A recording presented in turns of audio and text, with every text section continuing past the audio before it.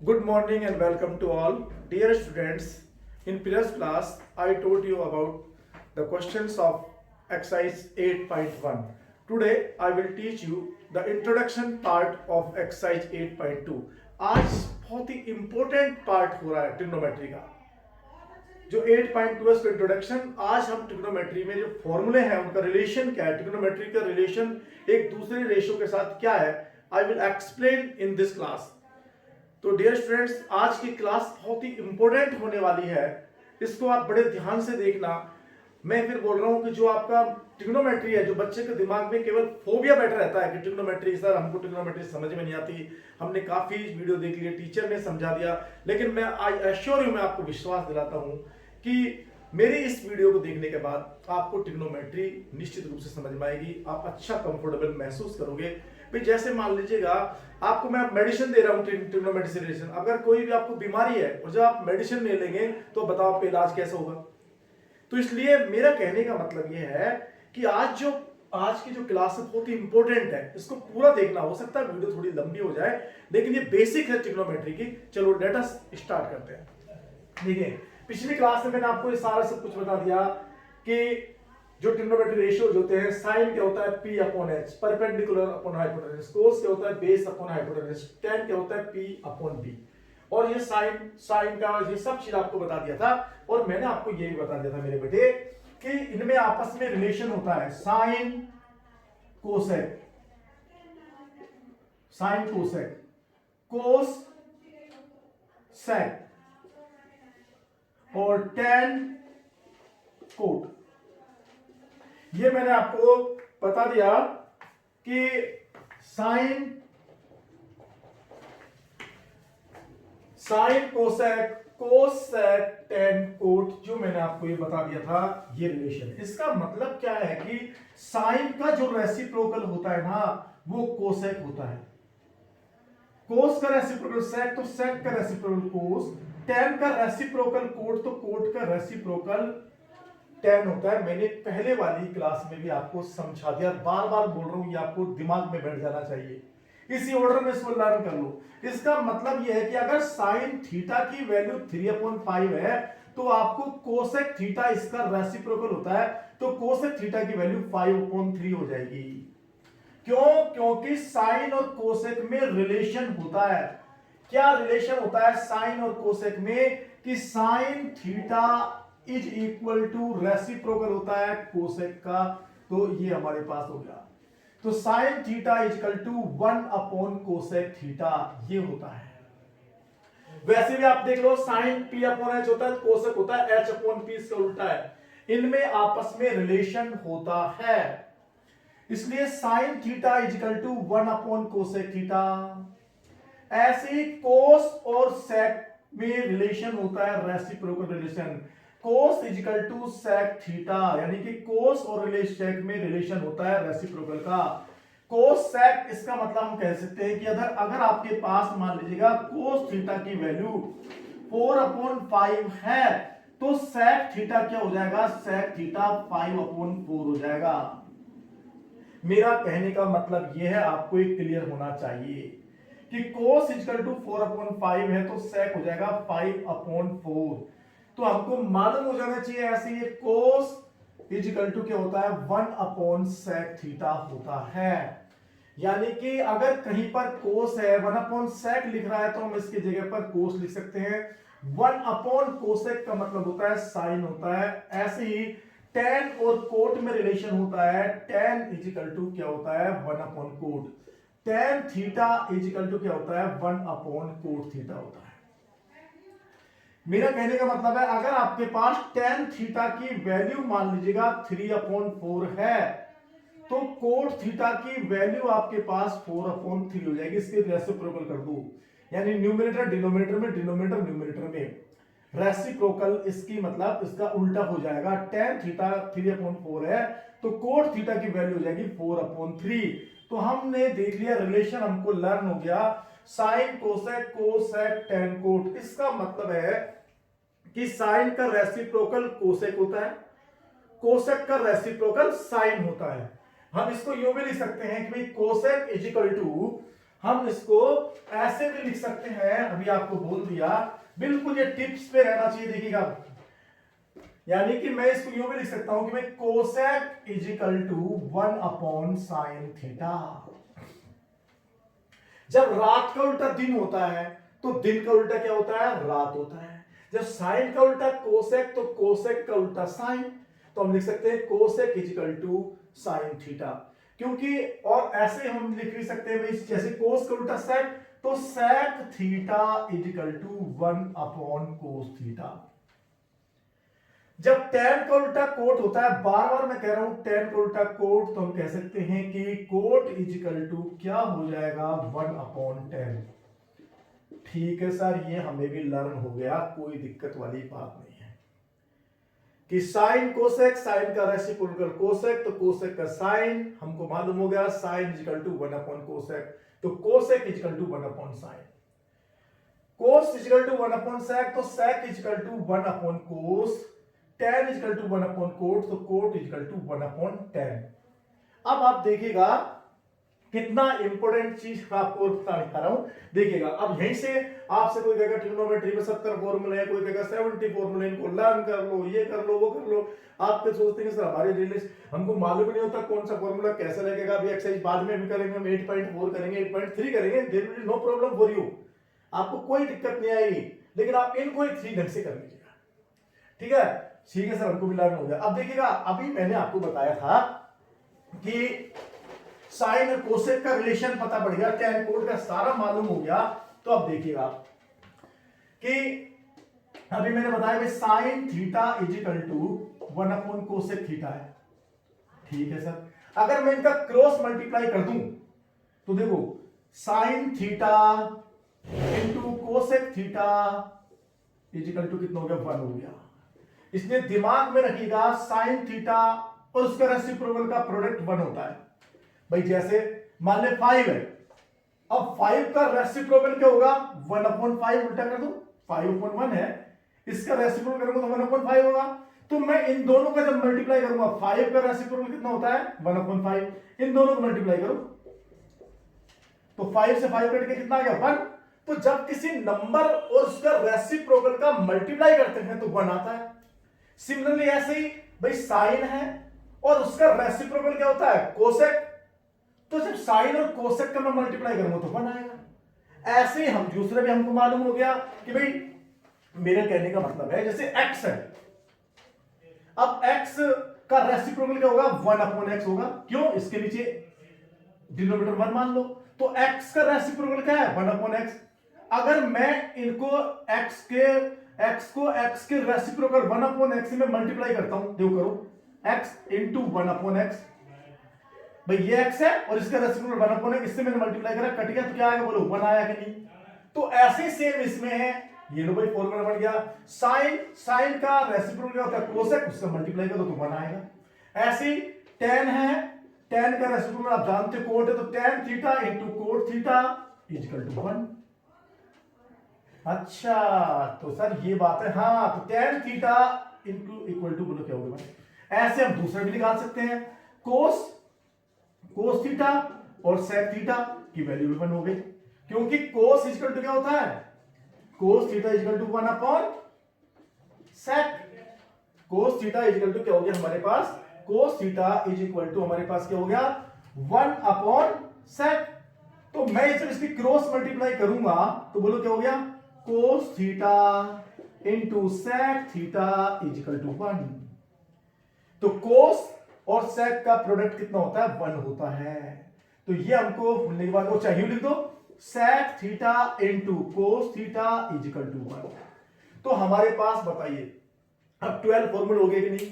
पहला sine is equal to 1 upon cosec, जिसको उल्टा हो जाता है cosec is equal to 1 upon sine, तो और sine theta cos theta is equal to 1। एक में से 3 फॉर्मूले निकले हैं, तो 18 फॉर्मूले तो ये हो गए, कहां है आपको लर्न भी हो गया, बड़ा आसान हो गया। Sine is equal to 1 upon cosec, तो cosec is equal to 1 upon sine, ये लो, ये भी आप करते जानते हो कि cosec is equal to sir 1 upon sine हो गया।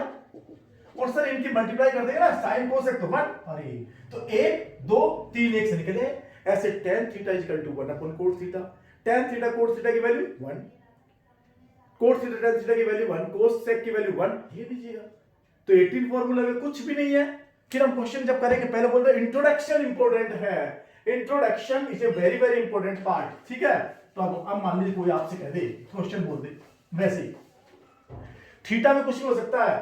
थीटा क्या है यहां पर? थीटा एंगल है बेटे। भाई मान लिया आपसे कोई कह देता है कि भाई साइन 35 एंड कोसेक 35 की वैल्यू क्या होगी, तो थीटा की जगह देखो, थीटा थीटा ये रहा और ये थीटा मान लिया आपने 35, तो है तो वही साइन थीटा कोसेक थीटा। इसका मतलब इसकी वैल्यू कितनी हो गई? 1। तो ये जो एंगल है 35 डिग्री, कुछ भी आ सकता है, थीटा की जगह पर कुछ भी आ सकता है, कोई भी एक्यूट एंगल आ सकता है जिसकी वैल्यू 0 से 90 के बीच है। हम पढ़ भी रहे हैं trigonometry ratios with acute angle. Acute angle मेरे बेटे वो होते हैं जिनकी वैल्यू 0 से 90 के बीच में होती है। अच्छा सर, तो हाँ, तो देखिए मेरे बेटे, अगर मान लिया कोई आपसे कहता है, ये आ जाता फाइंड द वैल्यू, सिंपल से देखो 1 मार्क्स में फाइंड द वैल्यू ऑफ, ऐसे लिख देता साइन 25 डिग्री कोसेक 25 डिग्री। हम सोचते यार ये क्या भला आ गई साइन 25 कोसेक 25, हमने तो कभी पढ़ा ही नहीं, हमारे तो सिलेबस में 0 डिग्री अभी नेक्स्ट क्लास में पढ़ेंगे एक्सरसाइज 8.2 में। तो हम तो सोचते हैं साइन 25 कोसेक 25, सर 25 की वैल्यू तो हमारे पास है ही नहीं, हमारे तो सिलेबस में 0 डिग्री 30 डिग्री 45 60 90 है, ये 25 कहां से आ गया? अरे ये वो चीज नहीं है बेटे, आप जानते हो साइन 25 कोसेक 25 ये थीटा की जगह पर आ गया, थीटा की जगह पर कितना आ गया? तो आप जानते नहीं साइन थीटा और बीच में कोई साइन नहीं तो multiply sign theta cosec theta की वैल्यू 1, तो ऐसे ही लेकिन थीटा सेम होना चाहिए। तो साइन 25 कोसेक 25 1, और जब करने में चाहे तो हम कैसे लिख सकते हैं साइन 25, तो ये रहा। अरे कोसेक थीटा की जगह पर क्या लिख सकते हैं? कोसेक थीटा हमारे पास क्या होता है? Cosec theta is equal to 1 upon sine. अच्छा, तो साइन 25 है, कोसेक की जगह पर मैं क्या लिख दूंगा? 1 अपॉन साइन 25, ये लो। तो ये साइन 25 से साइन 25 कट गया, कितना आ गया? 1। अच्छा सर, तो अगर इसके करने की जरूरत है तो मैंने समझा दिया, साइन 25 कोसेक 25 के वैल्यू 1। सोचिए मत, अगर कोई हमसे कहे tan 31 कोट 31, हटाओ 1 वैल्यू, क्योंकि tan और कोट आपस में क्या होता है? tan थीटा कोट थीटा 1 होता है, क्योंकि tan का उल्टा, tan का रेसिप्रोकल कोट हम जानते हैं और सेम एंगल है, थीटा की जगह 31 है, तो tan थीटा कोट थीटा, इसका मतलब 1। और समझ में आ गया कि भी tan 31, तो ये tan को चेंज कर दो, tan 31 कैन बी रिटन क्या लिखा जा सकता है? 1 अपॉन कोट 31 इंटू कोट 31, ये कट गया 1 आ गया। अच्छा सर, और अभी मान लीजिएगा आपके पास तुरंत ही 1 मार्क्स का क्वेश्चन बना देता है, ये लो आपसे कह देता इसी फेस पे कि फाइंड द वैल्यू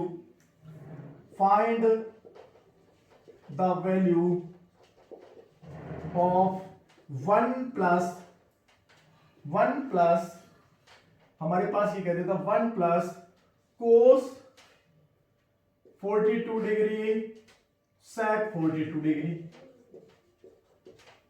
हम तो बहुत से तो चक्कर खा जाते हैं सर, 1 तो पता है, ये कोस 42 डिग्री सेक 42 तो हमने पढ़ा ही नहीं।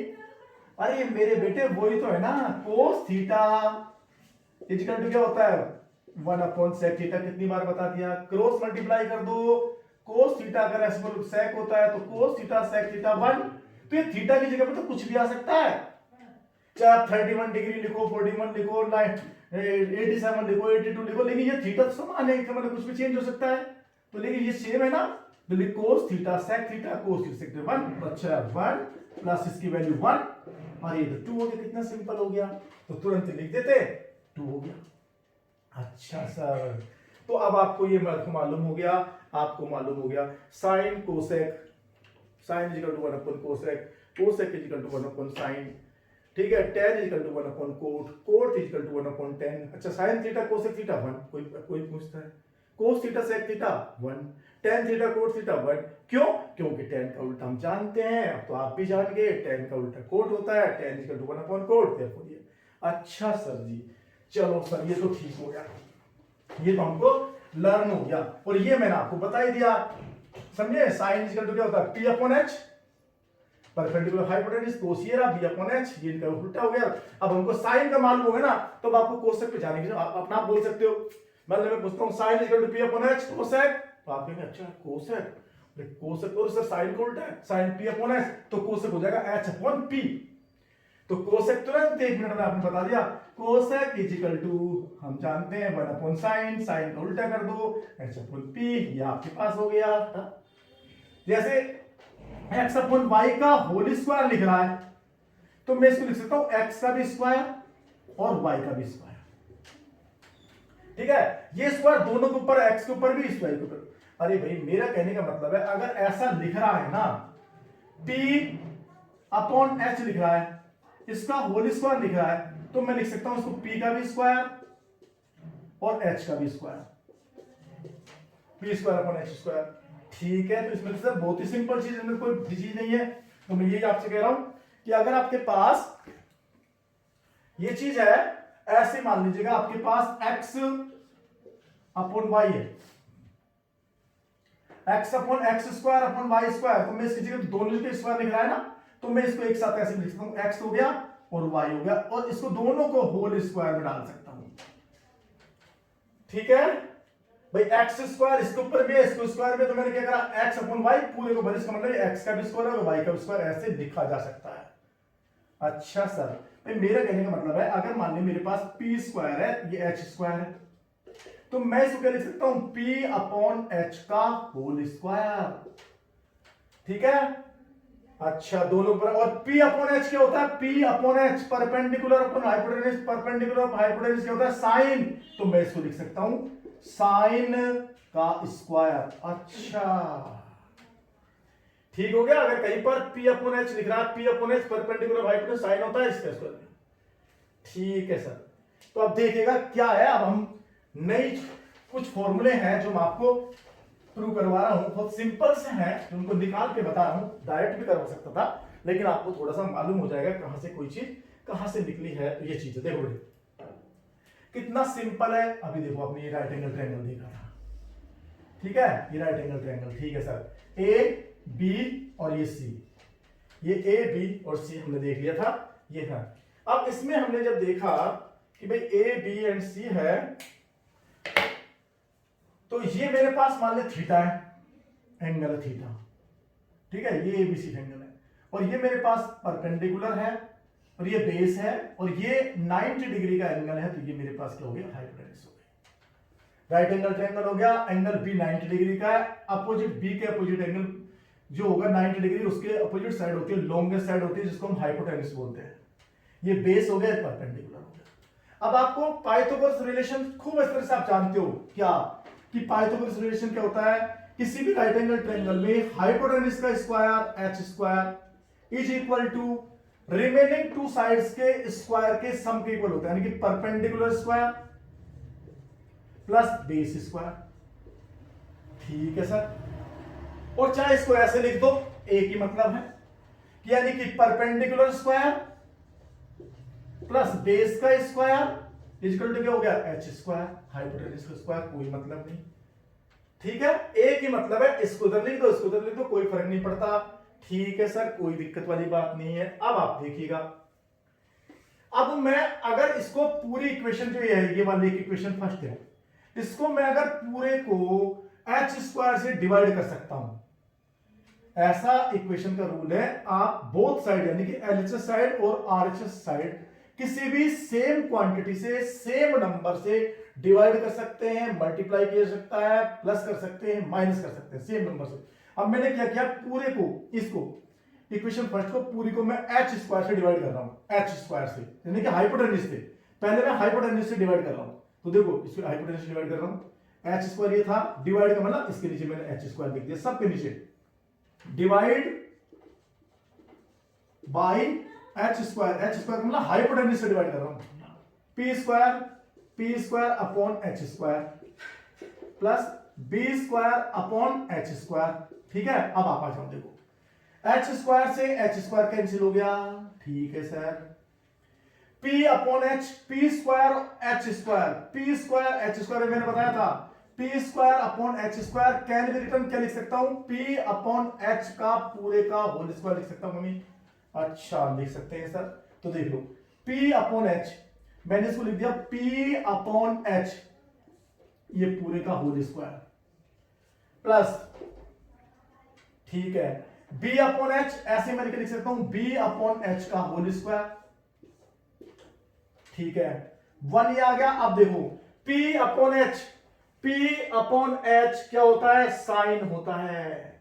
P upon H perpendicular upon hypotenuse theta, ये रहा, इसके सामने वाली ये परपेंडिकुलर है, ये मेरे पास हाइपोटेन्यूज से बेस हो गया, तो P upon H perpendicular hypotenuse sine theta, तो मैं इसकी जगह पे क्या लिख सकता हूं, साइन थीटा का whole square plus B upon H cos, Pandit Badri Prasad हर हर भोले सोना चांदी तोले, एस सी और टी, एस सी टी का मतलब है साइन पी अपॉन एच, सी का मतलब कोस और टी का मतलब टेन।